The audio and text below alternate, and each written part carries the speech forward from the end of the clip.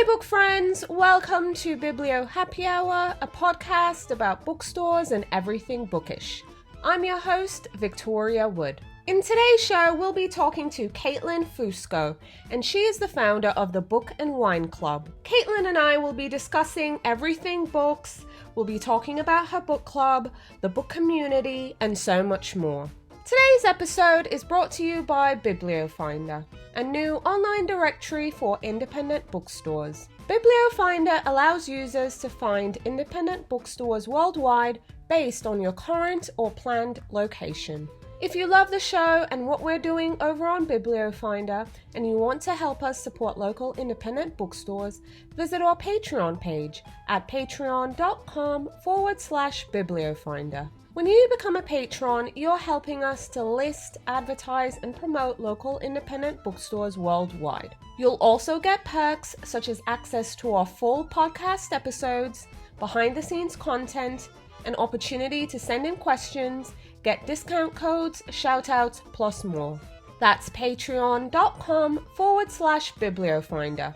We'll also leave a link in the show details. Before we get started with today's episode, wherever you're listening, please don't forget to subscribe to our podcast and leave us a rating and review. When you do this, you're helping us to reach a much larger audience, and this is one way you can help us to put independent bookstores at the forefront and make Biblio Finder plus the show a success. Alrighty guys, let's talk with our guest.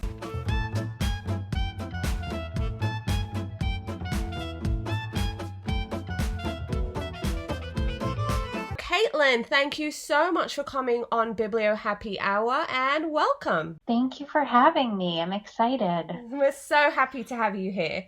So before we get started, just really quick, and we know it's the Book and Wine Club, but are you a coffee or a tea person? Definitely coffee. I love a green tea, every once in a while, but more coffee. More coffee than anything. Coffee to start your day? Yes, exactly. Absolutely. Alrighty, so before we get into the details about the Book and Wine Club, tell our listeners, a bit about you and your reading journey. Were you a lifelong reader, or was this something you picked up in adulthood? Yeah, for sure. So I was very into books from a young age. I actually taught myself how to read when I was about 4. Wow.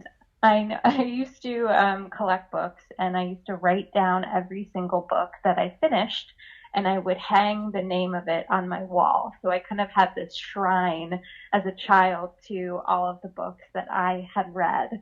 And I've been a reader ever since. Oh, wow. That's interesting, organizing your books like that, because I have little piles all over the house, and I tend to separate the books I've read separate from the books I haven't read. Are you the same way?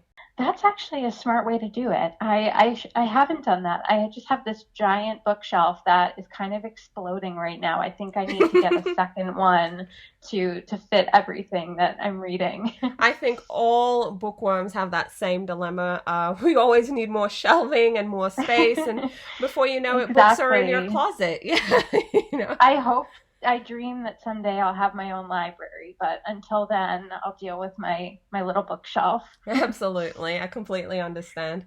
Alrighty, so tell us about your book club, Book and Wine Club, who you guys are, and, what are you all about? Yeah, so I started Book and Wine Club about 6 years ago in New York with just a few of my friends. I started it because I love books and I love wine, but more importantly, I thought it was a great way to bring people together and connect like-minded women. And since then, our group has grown a ton, and now we have groups all over the country and in Canada. So it's really exciting to see that, just this little group of friends that I had has turned into a whole nation and international friends too. Absolutely. Did you get most of your foothold with new members through social media? How did your book club grow? Yeah, it definitely started by word of mouth. Right. A friend would say, "Oh, I have someone in Chicago that I know would love to do this. And so I found group leaders in all of these different cities, and I Oh. really love having my leaders because they're the people that are kind of keeping this all going and making sure that everyone meets every month and keeps us organized. Oh, that's amazing. So not only are you an online community, but you actually have real life meetups through your group leaders in these different towns and cities across the country. Exactly. So every month I pick one book and pair it with one wine, Hmm. and I send out a newsletter and post it on social. And then everyone in the group across the country reads the book and tastes the wine. And then at the end of the month, we all meet and talk about the book and drink the wine. Wow, that sounds absolutely amazing. And it's like the perfect mashup of an online book club plus your real life book club, but we're just, we're all connected no matter where you are. I think that's amazing. Exactly. I mean, it's great that we have a strong online community, but I really believe that it's important to meet in person too. I think, you make a lot of friendships that way and connections. No, absolutely. And I know, especially on the Bookstagram community, because that's where I first discovered you, saw your page and everything. I know we have a lot of little online book clubs within the Instagram community, but we always look forward to, meeting the Bookstagrammer in real life, if you know what I mean, and meeting your friends and people you have, spoken with, discussed books with, just to meet them in real life because again we're social beings and that real life interaction is just so important. Exactly. I think people are really looking for that. And I found that Book and Wine Club is a great way for people to meet people when they move to a different city. So I've had friends that have moved to LA from New York and they've said, like, I don't really know anyone in LA. So they join Book and Wine Club and then they have a whole new group of friends that they get to meet with every month. Oh, absolutely. I love that idea. See, I wasn't sure how the meetups would work because I'm like, wait, this book club, it's spread out all over the country, but now I get it. So you can interact online, and if you're, depending where you're located, there is a great chance that you just might be able to show up to some local meetup somewhere. Exactly. And I'm always open to new locations. If someone I meet in another city wants to start a book and wine club chapter in their town, I'm always happy to facilitate that. Oh, wow. That's awesome. So how many cities are you in right now? So we are in, trying to count, we are in Chicago, we're in Mm-hmm. LA, we're in Orange County, California, we're in Portland, Oregon, we're in Toronto, Wow. we're in DC, we're in New York, and we're in Miami. Wow, no, that's quite a few cities. Especially, I mean, 6 years, that's a lot of growth. And yeah, Yeah, to get, a foothold for real life meetings, that's definitely a lot of growth. exactly. Okay, so anyone, if you want to have a book and wine club chapter in your town and have real life meetings, contact Caitlin. She just might make it happen for you. Exactly. I would love that. Yeah, that would be great. So real quick, seeing that, it is the Book and Wine Club, and I know you make book selections every month. How do you go about deciding what books to pick and also what wine to go with these books? What is your process? Yeah, so I always choose a book that is fairly new, Okay. usually something that's written in the last 6 months or so, or published in the last 6 months or so. And then it's always a female author. Oh, I just think it's great to support women writers, so that's absolutely. another criteria. Mm-hmm. And then once I've selected a book, I choose the wine with a few different factors in mind.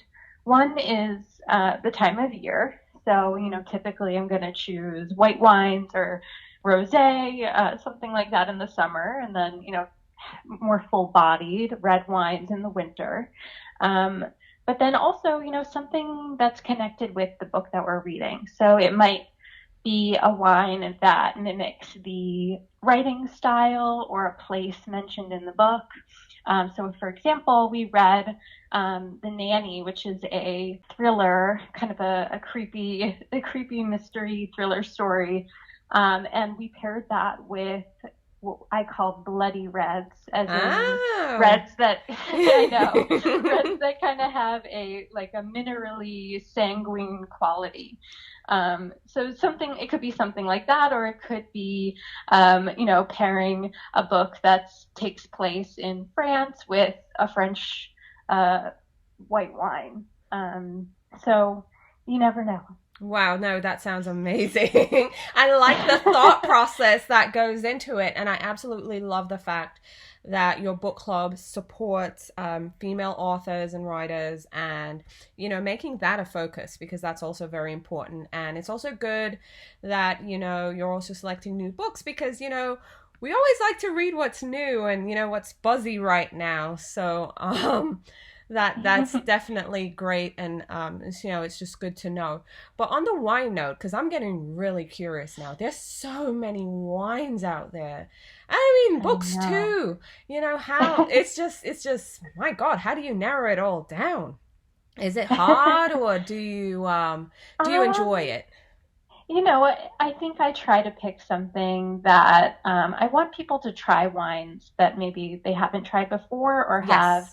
some sort of preconceived notion about. So, for example, this month, June, this coming month, we're Yeah. reading Normal People by Sally Rooney, and I paired that with Riesling.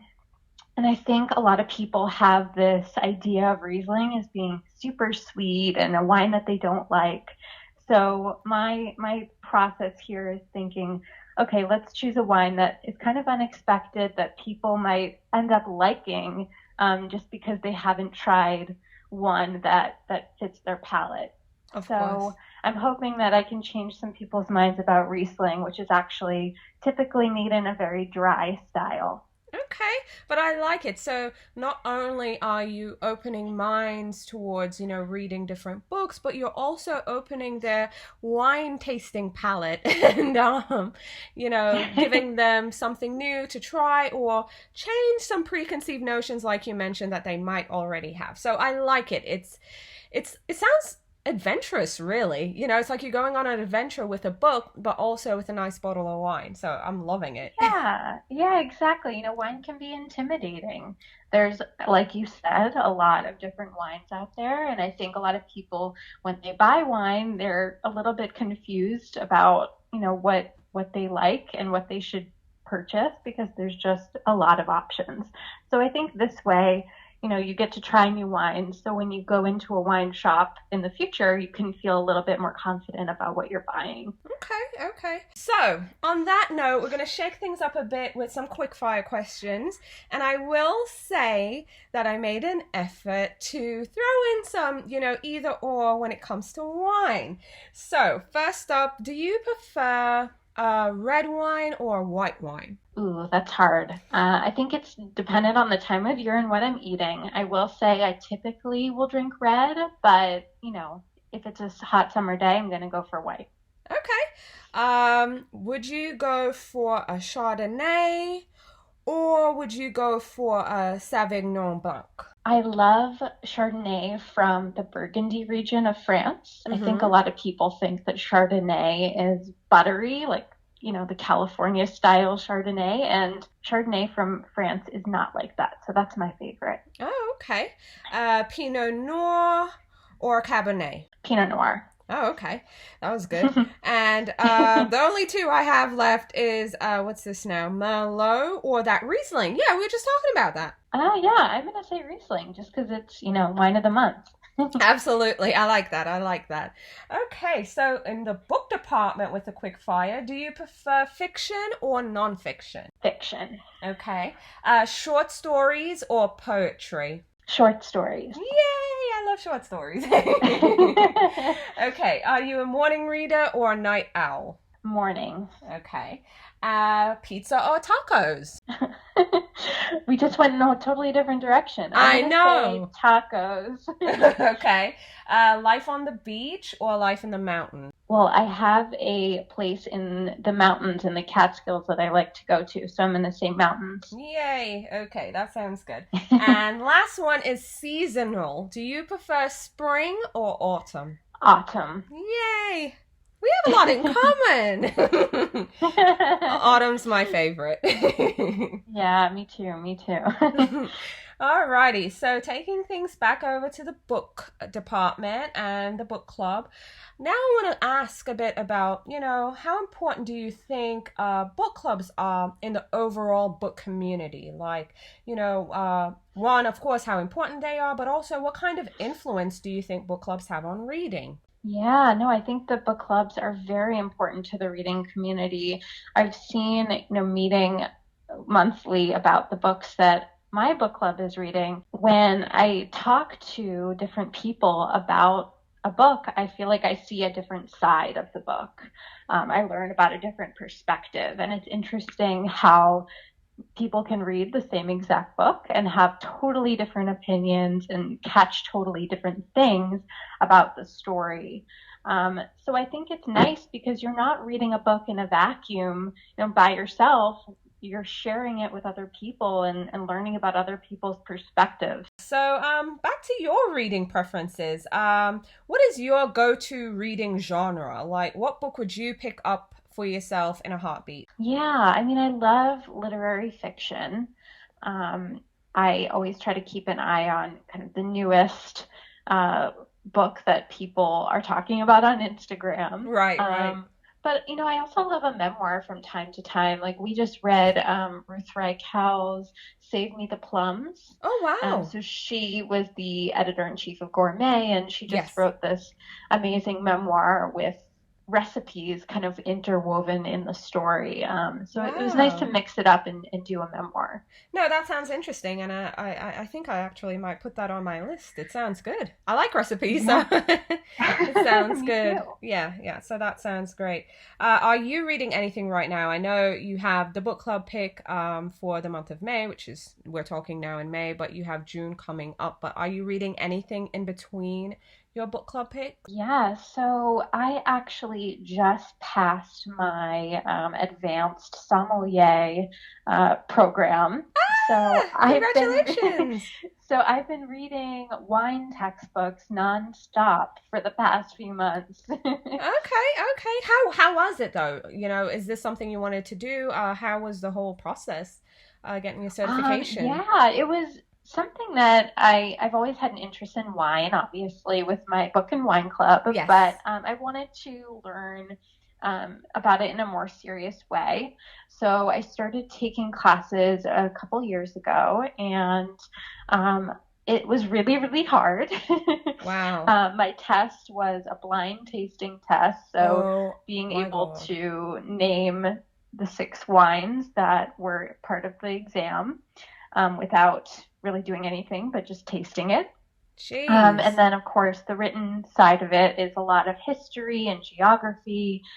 So it really does require a lot of hours studying. Wow, that's interesting. See, I wouldn't have known that if you didn't mention it. I had no idea it was that intense. And tasting blind, I don't think I could do that. No way. It's really tough. It's really tough. You have to just be able to kind of smell the wine, taste the wine, and then know the grape, where it's from, the vintage.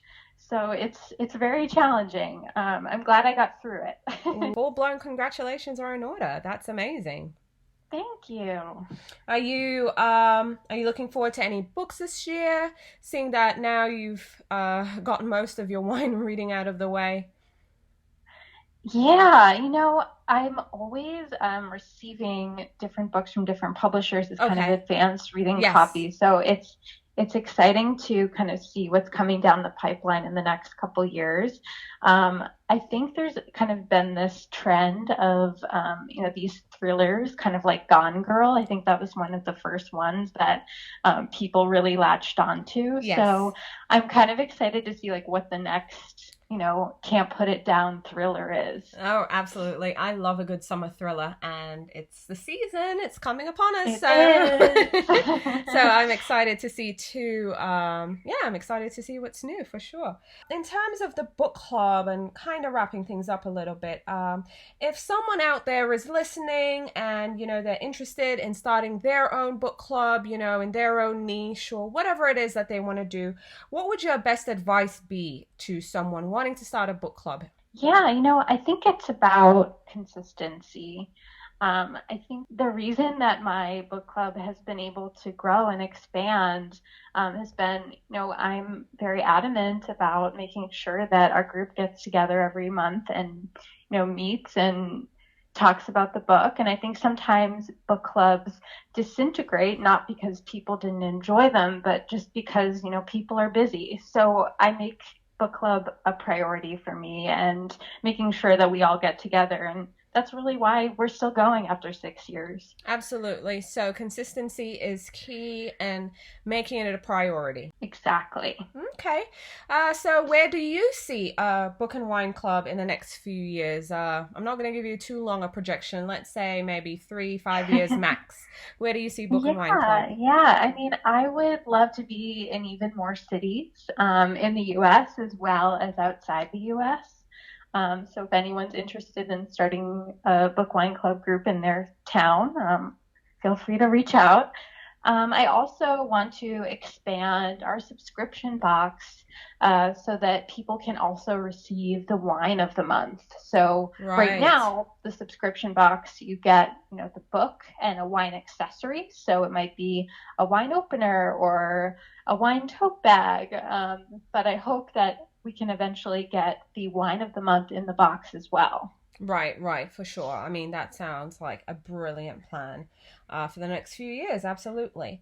Alrighty, so last few words. What would you want anyone listening to know about you and the Book and Wine Club? Yeah, I tell my group every month that when we meet, the reason that I started this group, and that's really to foster a relationship and make connections with like-minded people. And I think that's really the most important thing and the most rewarding thing about having Book and Wine Club. Alrighty, sounds great. Caitlin, thank you so much for coming on Biblio Happy Hour and talking everything books and wine. I know I learned so much, especially in the wine department. And yeah, thank you so much for coming on the show. Thank you. This is great. Alrighty everyone, that's it for today's show. Thank you so much for listening, and special thanks to Caitlin Fusco from the Book and Wine Club. I will leave all the links for the Book and Wine Club in the show details so you can connect with them. Don't forget to follow Biblio Finder and Biblio Happy Hour on social media and sign up for our newsletters. To listen to full episodes of our podcast, get behind-the-scenes content, weekly business updates, perks, and more, head on over to patreon.com/bibliofinder. And wherever you're listening, please don't forget to subscribe, rate, and review the show. When you do this, you're helping us to reach a much larger audience, and it is one way you can help us to put independent bookstores at the forefront and make Biblio Finder plus the show a success. Thanks again so much for listening, and I look forward to talking to you on our next show.